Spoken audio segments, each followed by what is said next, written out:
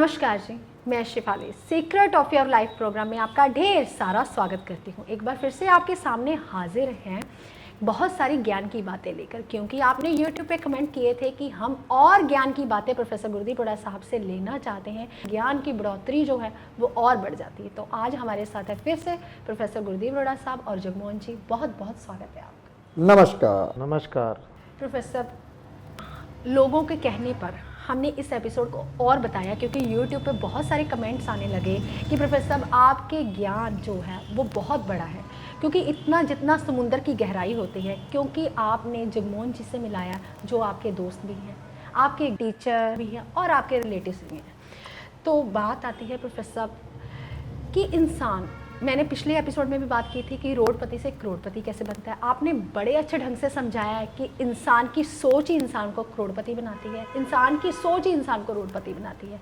क्या इंसान के ऐसे कोई ग्रह होते हैं, इंसान जब अप एंड डाउन्स चलता है, जैसे एकदम से इंसान अप हो जाता है, एकदम में बिजनेस में डाउन हो जाता है, क्या ऐसा कोई ग्रह होता है या कोई ऐसी दशा होती है, चलती है इंसान की कि ऐसे ग्रह हो जाते हैं? और जब आपके पास कुछ नहीं था, आपकी कौन सी दशा चल रही थी, और जब आपके पास सब कुछ है और अब कौन सी दशा चल रही है आपकी? बहुत अच्छा शिफाली जी, आपने बात की कि कौन सा ऐसा ग्रह है जो इंसान को नीचे से ऊपर तक लेके जाता है, ऊपर से नीचे तक लेके जाता है। बता दूं तो सुन के हैरान हो जाओगे। जो इंसान को डोबता है और तारता भी है। बता दूं, गुरु। मेरे गुरु की दशा चल रही थी जब मैं बहुत डाउन हुआ, बहुत ज़्यादा डाउन हुआ।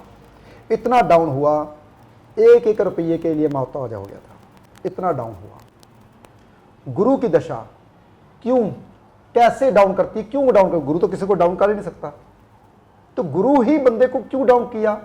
जब बंदा बिगड़ जाता है तो गुरु ही सुधारता है जी। तो ऐसा ही मेरे साथ हुआ। शायद कुछ मेरे ग्रह मेरे को कुछ सिखाना चाहते थे। वो कहते थे कि तेरी जो काबिलियत है वो तभी होगी अगर तू सुधरेगा। सुधरे का मतलब ये नहीं कि मैं बहुत बिगड़ा हुआ था, सुधरने का मतलब ये होता है अच्छे कर्म करो। गुरु की दशा में जो इंसान अच्छे कर्म करता है, मन में मैल नहीं रखता। सबसे बड़ी चीज, मन में मैल नहीं। कहते इंसान ने अगर 5 इंद्रियों पर अपने वश पे कर लिया, वो इंसान भगवान बन गया। 5 इंद्रियां कौन कौन सी आपको, स्पर्श, ये वो सब कुछ आपको पता ही है। लेकिन कलयुग में 5 इंद्रियां, अगर आपको किसी ने चीज उठा ली, किसी को चंटा मार दिया, तो आपने 1 इंद्री खराब कर ली, यानी कि पाप लगेगा। उससे बड़ा पाप, अगर आपने देख लिया कोई मार रहा है, उसको देखते रहे और देखे आनंद लेने लगे, या उसे हटाया नहीं, या तो फिर आप देखते रहे, तो ये उससे भी बड़ा पाप है। उससे भी बड़ा पाप, गाली सुन रही है, दीवार के साथ कान लगा रहे हैं, हाँ, उसके घर में गाली सुनाई दे रही है, तो ये उससे भी बड़ा पाप है। मुंह से गाली निकाल दी, बुरा बोल दिया, अंदर ही अपने मुंह से क्या किया, हालांकि उसको सुनाई दे रहा है या नहीं दे रहा, लेकिन आप उसको गालियां निकाल रहे हो, ये उससे भी बड़ा पाप है। 4 पाप आपने कर लिए, ये हर इंसान करते हैं। चलो, और एक पाप जो पूरी दुनिया करती है, जो मन में सोच लिया, किसी के प्रति ना किसी ने सुना, ना किसी ने देखा, ना किसी ने छुआ, ना किसी ने कुछ जुबान से बोला, मन में सोच लिया ये बंदा बहुत खराब है, मन में सोच लिया, ये सबसे बड़ा पाप है, हर इंसान करता है। अगर ये इंसान इन चीजों से बच जाए, और मैं लिख के देता हूं, आज पहली दफा मैं बोलने वाला हूं, गुरु की दशा आपकी कभी खराब नहीं होगी। तो ऐसा ही मेरे साथ हुआ। मेरी गुरु की दशा चल रही थी, तो हमारे मन में मैल तो होती है भाई। कहते हैं मैल कौन धोता है? या तो मैल धोते हैं आस पड़ोस वाले, मोहल्ले वाले। अरे भाई, अब आस पड़ोस वाले, मोहल्ले वाले आपकी मैल क्यों धोएंगे? भी धोते हैं। वो कैसे धोते हैं? आपकी बुराई करके, जीभा से। कहते हैं जब तक आपकी बुराई होती है ना, तो आपकी मैल धुल रही है। या तो वो धोते हैं या खुद को धोनी पड़ती है। खुद को कैसे धोओगे? ये नहीं कि मैंने सफ़ेद वस्त्र पहन लिए, मैंने अपना कपड़ा सफ़ेद कर लिया और जो मेरे मन में मैल है वो चली जाएगी। बिल्कुल भी नहीं, कभी भी नहीं। सफ़ेद वस्त्र मैंने ऐसे ही नहीं पहने सफ़ेद वस्त्र मैंने उस वक्त तब पहने जब मैंने अंदर की मैल साफ की, तब तक मैंने सफ़ेद वस्त्र नहीं पहने। अब मैंने सफ़ेद वस्त्र के ऊपर क्रीम डाल लेता हूँ, कभी कभी कोई और कलर डाल लेता हूँ। वो इसलिए, वो कैमरामैन भाई बोलता है, कहता फ़ोटो आपकी अच्छी नहीं आती, इसलिए आपको थोड़ा सा कलर लेना पड़ेगा। तो मुझे थोड़ा सा कलर लेना पड़ता है भाई, क्या करे, इसलिए फ़ोटो अच्छी करनी, नहीं तो मेरे को बूढ़ा दिखा देगा, तो कभी कुछ दिखा देगा, तो इसका कहना मानना पड़ता है भाई, और चेहरे में चमक गायब कर देगा ये। तो इसलिए मुझे फिर थोड़ा मोटा कलर लेना पड़ता है, वो ऊपर का कलर। लेकिन मेरे भीतर का और जो मेरे कहते शरीर को टच करता है, वो मैं कलर वाइट ही पहनता हूँ। इसलिए कभी भी ज़िंदगी में याद रखिए, जो इंसान अंदर की मैल, ये 5 तत्व जो मैंने बोले अभी, जैसे तो 5 इंद्रियां जो इंसान वश में करता है वो तो भगवान बन जाता है। आप यही कर लीजिए, आपकी गुरु की दशा कभी खराब नहीं जाएगी। तो उस वक्त मेरे गुरु की दशा चल रही थी। फिर मेरे गुरु की दशा ने मेरे को पहले 4 साल बहुत तंग किया। उसके बाद धीरे धीरे मैं ज्योतिष पढ़ने लगा, यहाँ आया लुधियाना, ज्योतिष पढ़नी शुरू की। मुझे पता चला रिश्तेदार नाते क्या होते हैं, दोस्त मित्र क्या होते हैं, टीचर, ये मेरे दोस्त हैं, सबसे बड़े तो दोस्त हैं। टीचर की तो बाद की बात है ना, टीचर तो 5-7 साल मैंने सीखे होंगे, 5 साल या 6 साल टीचर, उसके बाद तो दोस्त ही रहे ना हम, क्यों जगमोहन जी, उसके बाद तो हम दोस्त ही रहे। टीचर की तो हमारी लाइन, जब हमने पढ़ाई छोड़ दी, कमाई करनी छोड़ दी, तब तो टीचर की लाइन खत्म हो गई, तब तो दोस्त की लाइन शुरू हो गई। तो फिर क्या होता है, फिर ऐसे होता है कि इंसान अगर दोस्त को दोस्त की अहमियत नहीं देता तो मंगल ग्रह खराब होता है। मंगल ग्रह क्या करते हैं, आपका घर में मंगल कार्य नहीं होते, घर में पैसा नहीं आता। अगर मंगल कार्य होंगे तभी तो पैसा आएगा, तो घर में पैसा नहीं आता, मंगल कार्य भी नहीं होते। तो इसलिए कभी भी जिंदगी में कोई भी ग्रह को मुझे पता चला ये ग्रह इसके साथ जुड़ा हुआ है, तो इसकी कदर करनी बहुत ज़्यादा जरूरी है। तब से मैं इंसान को इंसान समझने लगा, ये सत्य है।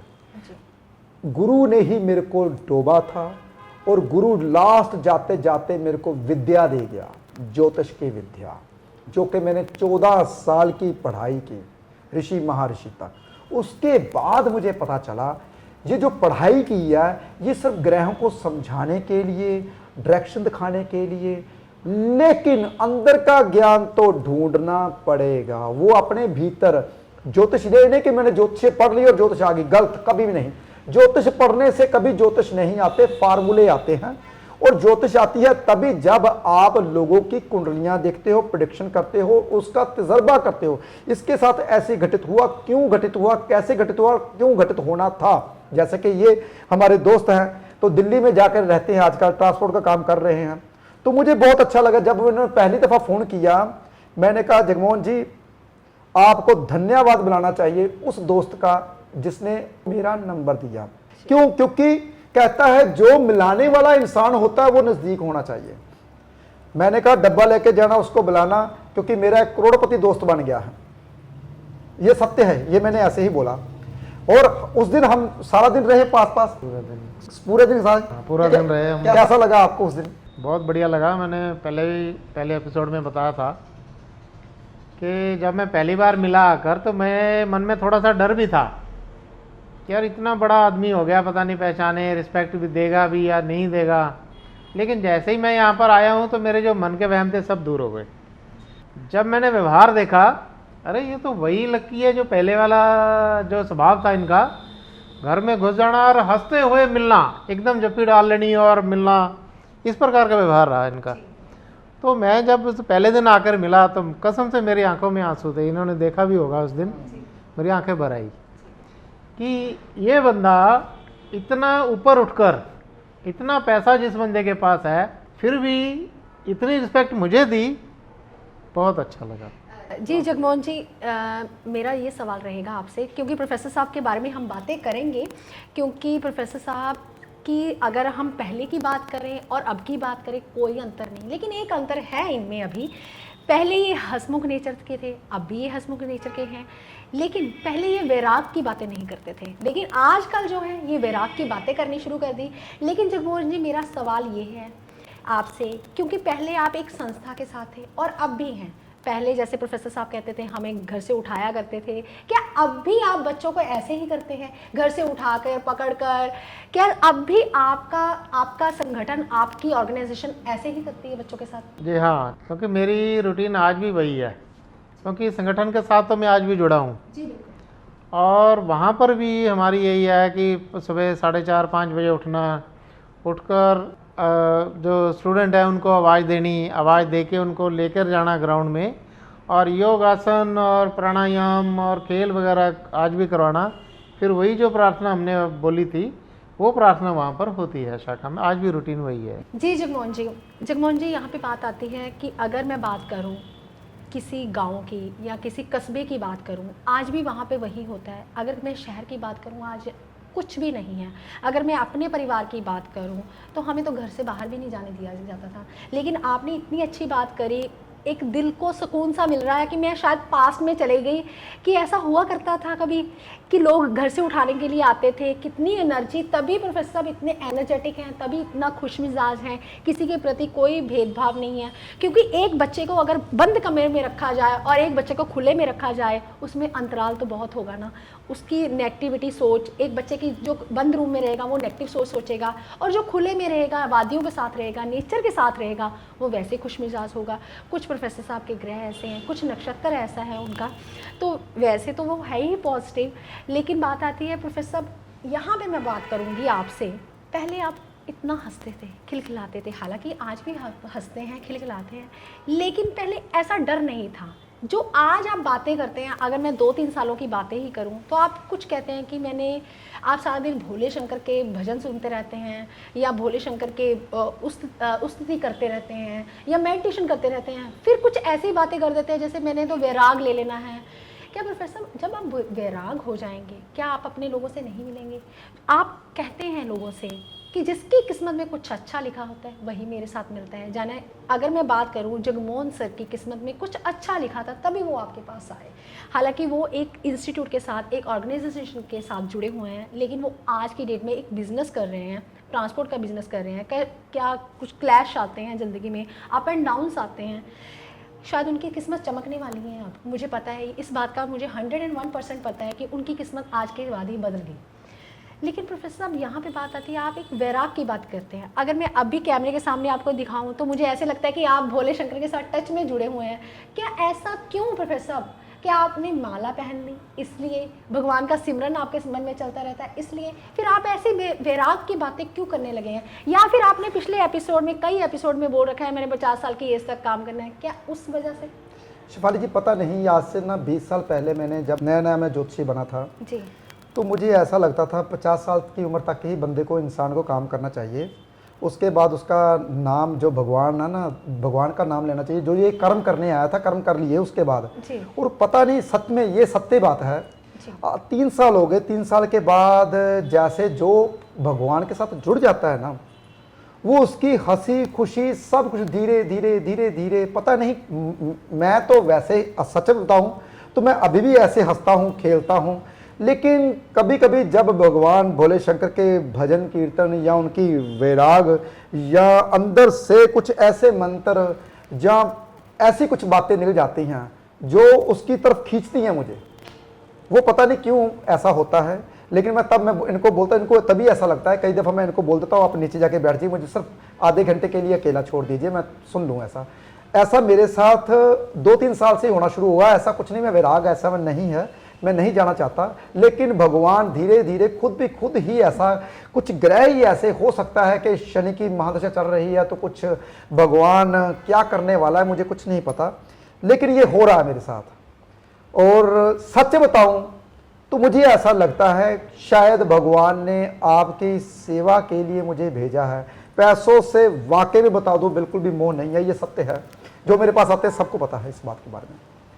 और मुझे ऐसा लगता है कि ये जो तामझाम है मैं धीरे धीरे जल्दी से बंद कर दूं। और अपने कहते हैं ना, जो इंसान ने मिलना है वो तो मैं अगर शमशान घाट में जाके बैठ जाऊँ, ये सत्य बात है। और वो मुझे मिलने आएगा ज़रूर। क्यों मिलने आएगा? क्योंकि उनको पता है कि यहाँ पे हमारी यात्रा खत्म होगी। ज्योतिष अगर यहाँ पे नहीं मिली तो पूरी दुनिया में कहीं भी नहीं मिली। लेकिन मैं इसके साथ ये भी बोलता हूँ, सच बोलता हूँ कि मेरे पास ज्योतिष का ज्ञान नहीं है भाई, मैं अभी सीख रहा हूँ। और पूरी ज़िंदगी तब, जब तक मेरी आयु है तब तक मैं सीखता ही रहूँगा। लेकिन कुंडली मेरे सामने आती तो उसी, पता नहीं, एक कहानी थी एक गांव में एक लड़का था, वो खंजूर के ऊपर ना खंजूर तोड़ने के लिए चढ़ा, वहां से उसका पैर फिसला, गिरा नीचे, नीचे गिर गया। ये कहानी मैंने पहले एपिसोड में सुना रखी है, शायद दोबारा भूल गए होंगे, दोबारा सुना रहा हूँ। ये सत्य कहानी है, नाम बाद में लूंगा मैं उस बंदे का। वो गिरा और उसको बेहोश हो गया, उसको वैद्य के पास ले गए, क्योंकि पहले जो वैद्य होते थे वो ज्योतिषी भी हुआ करते थे। जी।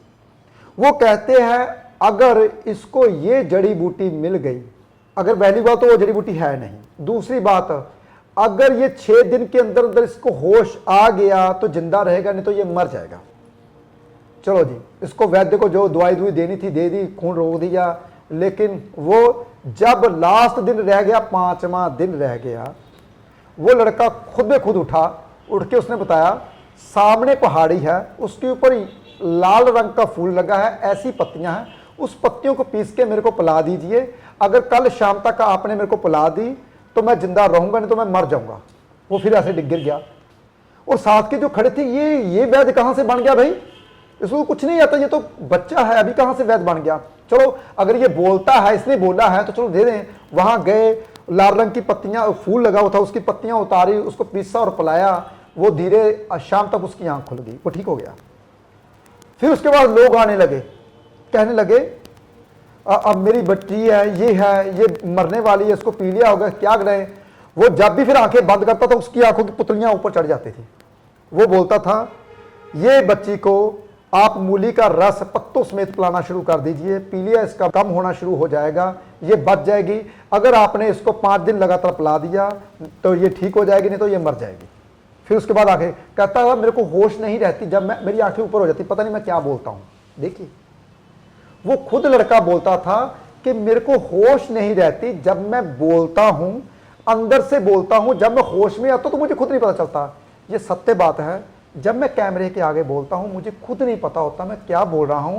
मैं अपना एपिसोड बाद में देखता हूं जब वो बनता है। क्यों शिवाली जी, ये बात सत्य है? जी बिल्कुल सत्य है। क्योंकि हम अपना एपिसोड बाद में सुनते हैं। शिवाली जी बोलते हैं आपको, आप फिर उस एपिसोड को बताया क्यों नहीं लड़के को, ये आपको पता था? मैंने कहा मेरे को खुद नहीं पता था। जब मैंने पिछले एपिसोड में बोला, एक लड़का कहता मेरा कम बोलता है, बोलता नहीं, मैंने कहा देसी गाय का दूध उसे पिलाना शुरू कर दो, वो बोलना शुरू कर देगा। शिवाली जी बोलने लगे आपने एपिसोड में बोल दिया, आपने पहले क्यों नहीं बोले, जब परसों आपके पास लेडी आई थी तब। मैंने कहा मेरे को पता ही नहीं था इस बात का।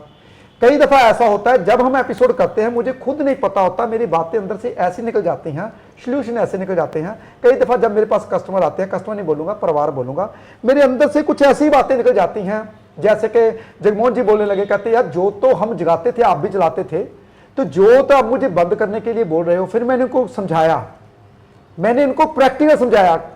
मैंने कहा जगमोहन जी हमारी शाखा थी, हम वहां पे जाते थे, हम क्या करते थे, क्या सीखते थे, हमारे बीच में भी कुछ नालायक बच्चे थे, उस वक्त भी नालायक बच्चे होंगे, उन्होंने ऐसे ऐसे किया, तो मैंने प्रैक्टिकल समझाया। तो कैसा लगा था आपको, सच बताना दिल से। फिर आपने उसी वक्त क्या बोला था अपने फोन करके? वास्तव में जब मैंने इनसे पूछा ये बात कि आप हर एक को कई बार बोल देते हो कि भाई घर में आप जोत मत जलाओ, मंदिर आपने बना रखा है बेडरूम में तो वो मत बनाओ, आप अगर मंदिर जाना ही चाहते हैं तो बाहर जो मंदिर बने हुए हैं कभी हफ्ते में 1 बार 2 बार जाया करो।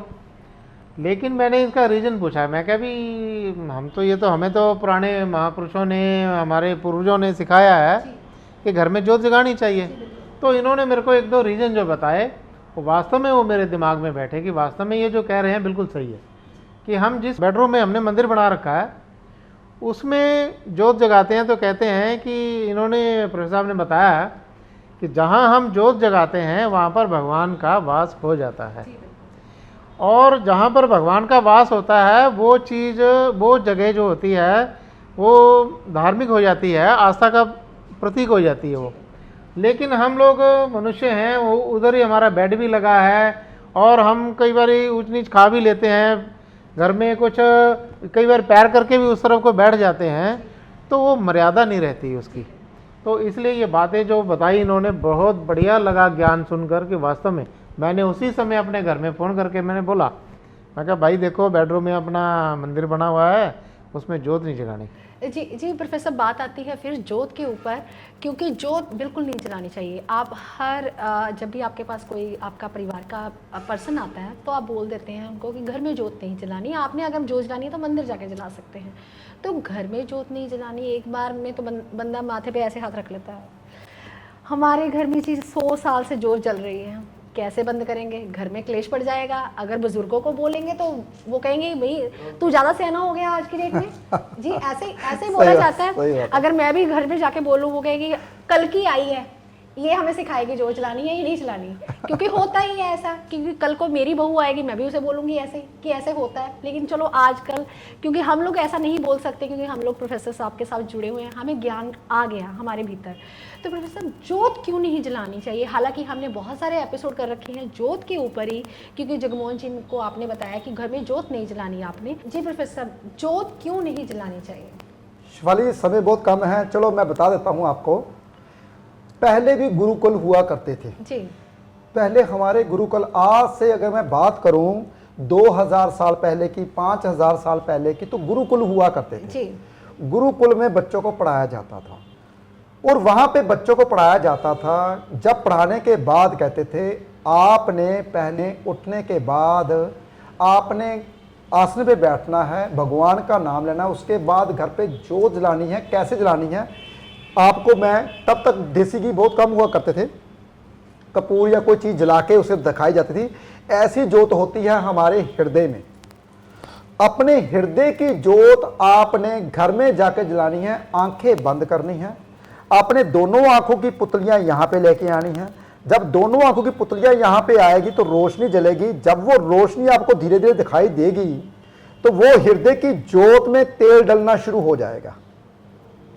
आपके जो होता है कान, यहां से अमृत की बूंद गिरती है कंठ से। इंग्लिश हिंदी में कंठ बोलते हैं और पंजाबी में कान बोल देते हैं। और यहां से आपके माथे के अंदर से, यानी कि जहां पे हमारा हिमालय पर्वत है, वहां से अमृत की बूंद गिरती है, तभी आप जीवित रहते हो। जिस दिन वो बूंद गिरनी बंद हो जाए आपकी मृत्यु हो जाएगी। पहले तो एक बहुत बड़ा रहस्य मैंने बता दिया।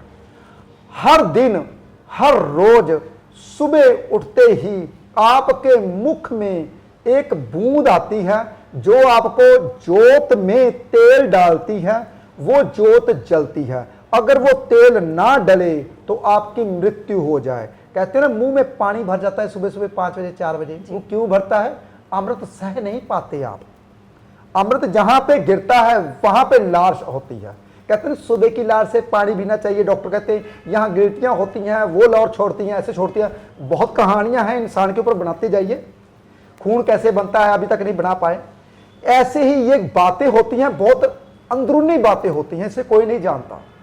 लेकिन मुझे भी नहीं पता होता, जब मैं बोल रहा होता हूं मुझे नहीं पता होता ये कैसे होता है। जैसे कहते हैं ना अहि रावण जीवित कैसे रहता था। कहते ना एक छोटे छोटे मच्छर कीड़े होते थे ना, उसके मुख में तेल होता था, वो तेल जैसे 5 दीवों में डलता था, दिए जलते थे। अहि रावण की मृत्यु उस दिए में थी। तो इसीलिए जो हमारी मृत्यु है, हमारा जो कंठ है, उसी के भीतर ही है। वहां से अगर तेल ना गिरे, अमृत की बूंद ना गिरे, हमारी जोत भी बुझ जाए। तो घर में जलाने से 120 साल पहले इंसानों की उम्र होती थी। 120 साल, 140 साल, 150 साल मैंने देखे हुए हैं ऐसे इंसान, और ऐसी बातें मैंने जानी हुई हैं, तभी मेरे को पता है। वो इंसान अंदर की जोत जलाते थे। तो कुछ मेरे जैसे नलायक भी होंगे, कहते गुरुजी ने बताया घर में जोत जलानी है, कुछ कपूर से जलाने लगे, कुछ घी से जलाने लगे, कुछ वो आगे की आगे प्रतिमा चलती रही। लेकिन जोत तो वही जलनी चाहिए जहां पे भगवान की, कहते हैं कोई झूठ ना हो, बाथरूम टॉयलेट ना हो घर पे। अगर आप जलाना चाहते हो तो रसोई को तोड़ दीजिए, टीवी को निकाल दीजिए, भजन कीर्तन लगाना शुरू कर दीजिए, फिर मैं मना नहीं करूंगा। क्योंकि उस घर में भगवान का वास होना शुरू हो जाता है। तो आप फिर घर में क्या क्या करते हो, ये पवित्र चीजें होती हैं, बहुत ज्यादा पवित्र। अगर आपने अलग से कमरा दे रखा है और घर से थोड़ा सा दूर दे रखा है, बहुत बड़ा घर है, वो ठीक है। लेकिन अगर कमरे में ही आप जोत जलाते हो, किचन में करते हो, तो ऐसा बिल्कुल नहीं करना चाहिए। इसमें मैं बिल्कुल मना करता हूं, सच्चम बिल्कुल नहीं रहती। और एक बात और, जिस घर में, किचन में या कमरे में या ऐसे छोटा सा घर में जोत जलती होगी, जो इंसान जोत जला रहा होगा वो किसी की बात नहीं मानेगा, जिद्दी होगा, किसी की बात नहीं मानेगा, उसकी दिमाग की नसें कमजोर होंगी। उसको समझाओ जितना मर्जी, नहीं समझ आएगा। बहुत सी बातें हैं, लेकिन मैं बहुत अभी पीछे सिर्फ 4-5 मिनट थे, इसलिए मोटा मोटा मैंने बताया जोत के बारे में। अगर जलानी है तो हृदय की जोत, आंखें बंद कीजिए और सांस को एकदम से रोकिए, आंखों की पुतलियां ऊपर कीजिए। आपकी तीसरी आंख यहां पे है, यहां पे, यहां पे। जब यहां पे आ जाएगी, समझ लीजिए आपकी हृदय की जोत आपके द्वारा ही जल रही है। कभी भी आपकी तीसरी आंख कहां पे जल रही है ये भी नहीं पता होगा, ये भी तिलक से ही जाना जाता है। बहुत बड़ी बात है। चलो आगे की बातें बाद में बात करेंगे, क्योंकि पीछे से इशारे भी आ रहे हैं और शेफाली जी का क्वेश्चन भी रह गया लगता है। जी प्रोफेसर, मेरा सवाल आपसे भी रहेगा और जगमोहन जी आपसे भी। आप एक ऑर्गेनाइजेशन के साथ जुड़े हुए हैं, एक संस्था के साथ जुड़े हुए हैं, लेकिन आप बच्चों को क्या मैसेज देना चाहेंगे, अडल्ट्स को क्या मैसेज देना चाहेंगे, टीनेजर जो इसके ग्रुप के लोग हैं उनको क्या आप मैसेज देना चाहेंगे? क्योंकि आप फिजिकल एक्टिविटीज़ करवाते थे, जैसे कि प्रोफेसर साहब के साथ अगर कोई रेस लगाना चाहे तो नहीं लगा सकता, क्योंकि इतनी स्पीड है इनकी। मैं भी कई बार पीछे रह जाती हूँ और हमारा जो जितना स्टाफ है वो भी पीछे रह जाता है, ये सबसे आगे होते हैं। हालांकि ये कहते हैं कि मैं वैराग में चला जाऊँगा, ऐसा हो जाएगा भोले शंकर के साथ, क्योंकि इन्होंने अपनी जिम्मेवारियाँ निबेड़ ली हैं। हालांकि इतनी छोटी एज में इनके बच्चे भी हो चुके हैं, तो इनकी तो बात खैर है। तो आज की जनरेशन के लिए अगर बच्चों से लेकर, क्योंकि बच्चों को बहुत छोटी छोटी जैसे कहते थे ना, मधुमेह की बीमारी, डायबिटिक हैं बच्चे चलते हैं तो सांस फूल जाती है, ऐसा क्यों होता है? क्या आप मैसेज देना चाहेंगे लोगों को? मेरा तो आज की जो जनरेशन है उसको यही कहना है कि जैसे हमने प्रोफेसर साहब को सुबह 4 बजे उठाना शुरू किया था और आज तक वो दौड़ते ही चले आ रहे हैं और कितनी बढ़िया फिजिकल फिटनेस है इनकी, तो आज की जनरेशन को मैं यही कहूँगा कि प्रोफेसर साहब को फॉलो करिए और अपने जीवन में सफल रहिए। बिल्कुल सही बात कही बोली आपने भी जगमोहन जी। सत्य बात बोलूं तो यही है मेरे कामयाबी का राज।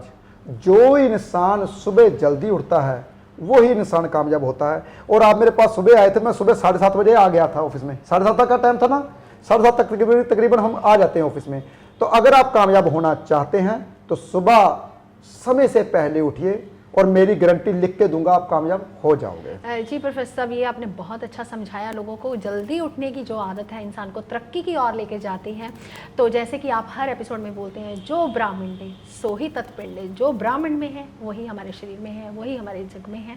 तो इस एपिसोड को आपने ज़्यादा से ज़्यादा लोगों तक शेयर करना है, क्योंकि इसमें ज्योत की बात की गई है, ज्ञान की बात की गई है, इसमें ज्योतिष की बात की गई है, गुरु की बात की गई है, तप की बात की गई है, बहुत सारी बातों की चर्चा है। क्योंकि ये ज्ञान जितना बांटेंगे उतना आपके पास ही रिटर्न आएगा।